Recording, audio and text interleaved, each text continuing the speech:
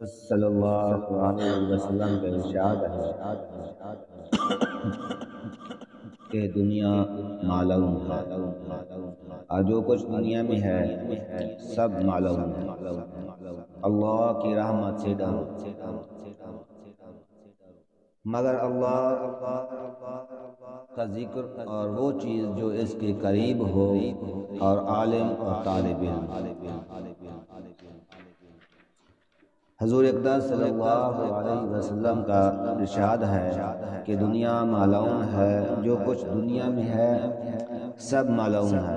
اللہ کی رحمت سے دور رہے، مگر اللہ کا ذکر اور وہ چیز جو اس کے قریب ہو، اور عالم اور طالب علم۔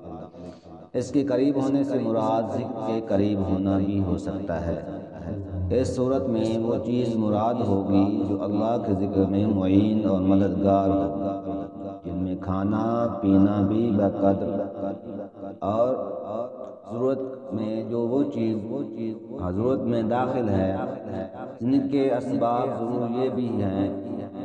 اور اس صورت میں اللہ کا ذکر یہ ہر چیز کو جو عبادت کی قابل سے ہو شامل ہے، اور یہ بھی ہو سکتا ہے کہ اس کے قریب ہونے سے اللہ کا قرب مراد ہو، تو اس صورت میں ساری عبادتیں اس میں داخل ہوں گی، اور اللہ کے ذکر سے مخصوص ذکر مراد ہوگا۔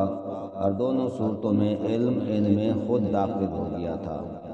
پہلے صورت میں اسی وجہ کے علم ہی اللہ کے ذکر قریب لے جاتا ہے کہ بے علم ناتوا خدارا شناخت بغیر علم کے اللہ کو پہچان نہیں ہو سکتی۔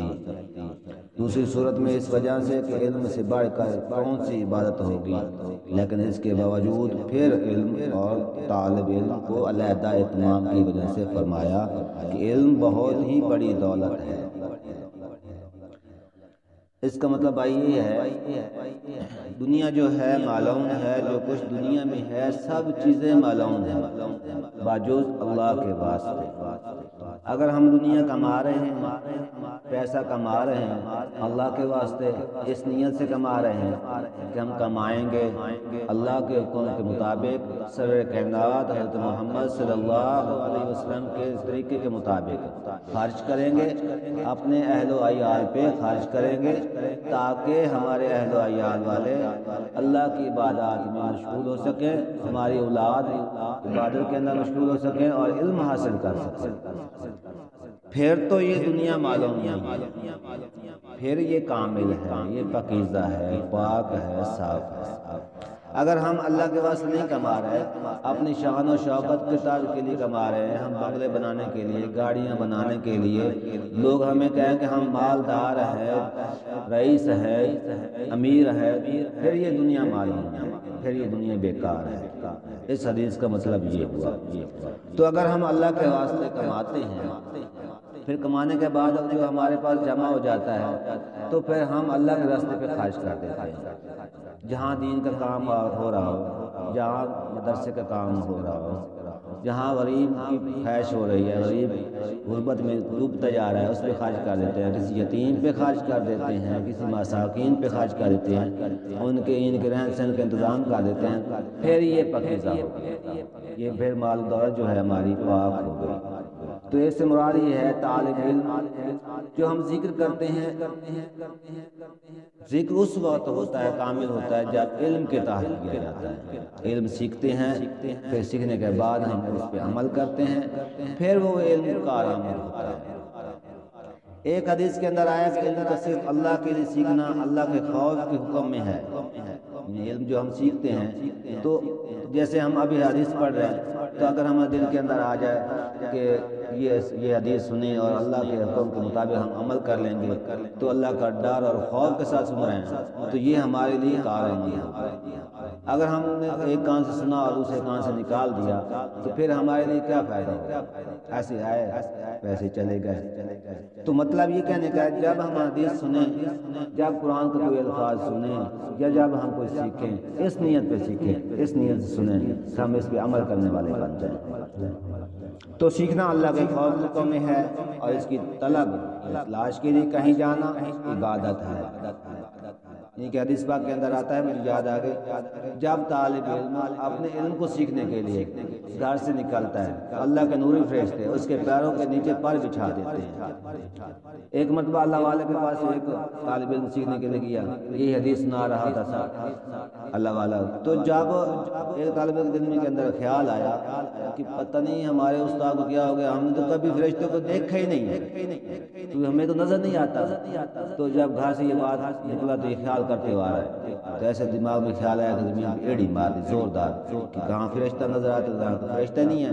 تو ہمارے استاد نے ایسے حدیث نے، تو جب دوسرے دن رات کو سویا تو رات کے اندر خواب کے اندر کیا دیکھتا ہے، فرشتے آ کے کہتے ہیں اے اللہ کے بندے، آپ نے جو ایڑی ماری میرا پار زخمی ہو گیا ہے۔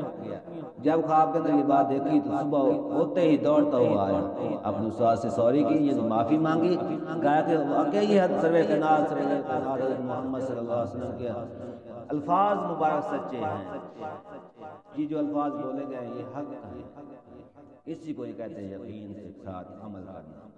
ایک ایک حدیث اللہ کی قسم سروے کنال کے ایک ایک بول قیمتی ہے، ایک ایک انداز قیمتی ہے۔ اگر ہم ایک الفاظ سنیں اور اس پہ عمل کر لیا، ہم دنیا بھی ہماری پاک ہو گئی اور آخرت بھی پاک ہو گئی۔ تو میرے پیارے بھائیوں، اس لیے حدیث سنائی جاتی ہے، روزانہ اسی بات کا تذکرہ ہوتا ہے کہ اگر ہم ایک حدیث پہ عمل کر لیا ہماری زندگی بن گئی۔ تو میرے پیارے بھائیوں، ساتھ سروے کنال فرماتا ہے کہ سروے کنال حضرت محمد صلی اللہ علیہ وسلم فرماتے ہیں کہ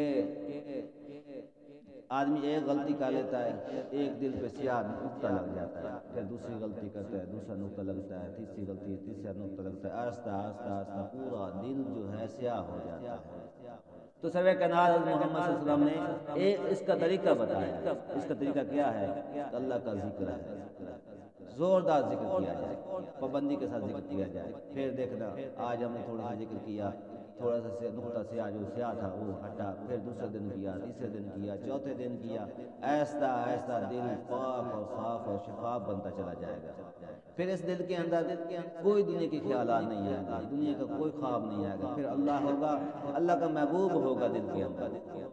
جب جس دل کے اندر اللہ کا رسول ہوگا، پھر دیکھنا کہ ہماری موت کیسی ہوگی، ہماری پھر زندگی کیسے گزرتی ہے۔ تو حقیقت کہہ رہا ہوں، تھوڑی سی ہماری عمر ہے، 40-45 سال کی عمر کے اندر جا رہے ہیں، روزانہ دیکھتا ہوں کوئی کسی کی حالت میں پریشان ہے، کوئی کسی کی حال میں پریشان ہے، کوئی غربت کی وجہ سے، کبھی مال و دولت کی وجہ سے رات کو نیند نہیں آتی، حقیقت کہہ رہا ہوں۔ تو ایک دوست بتا رہا تھا کہ بھائی کیا کروں، پیسہ بھی ہے، گاڑی بھی ہے، سب کچھ ہے، لیکن رات کو نیند نہیں آتی۔ وجہ کیا تھی کہ اللہ کا ذکر نہیں ہے دل کے اندر۔ تو آپ لوگوں کے لیے ایک ٹپس بتا رہا ہوں، ایک نقطہ بتا رہا ہوں، آپ شروع کر دیں۔ جب ہم نماز پڑھتے ہیں، نماز پڑھنے کے بعد ہم 5 منٹ بھی نہ بیٹھے، 2 منٹ صرف آپ ایک ہی ذکر کر لیں، اللہ الصمد کی تسبیح کر لیں، روزانہ اسی کا معمول بنا لیں، پھر دیکھنا کہ دل کتنا پاک اور صاف ہوتا ہے۔ پھر ساتھ کیا فرمایا، یہ حدیث پاک کا مفہوم ہے، سروے کنال فرمایا کہ جو بندہ صبح کے وقت درود شریف ایک تسبیح اور تیسرے کلمے کی ایک تسبیح اور استغفار کی تسبیح نکالتا ہے، اس بندے کو اللہ پاک اس وقت موت نہیں دیتے جب تک وہ اللہ کا محبوب نہ بن جائے۔ میرے پیارے بھائی، اس بات پہ آپ عمل کرو، ہم بھی عمل کریں گے، آپ لوگ بھی عمل کرو، تاکہ ہمارا دل پاک ہو جائے، صاف ہو جائے، شفاف ہو جائے۔ اللہ پاک ہمیں عمل کرنے کی توفیق عطا فرمائے۔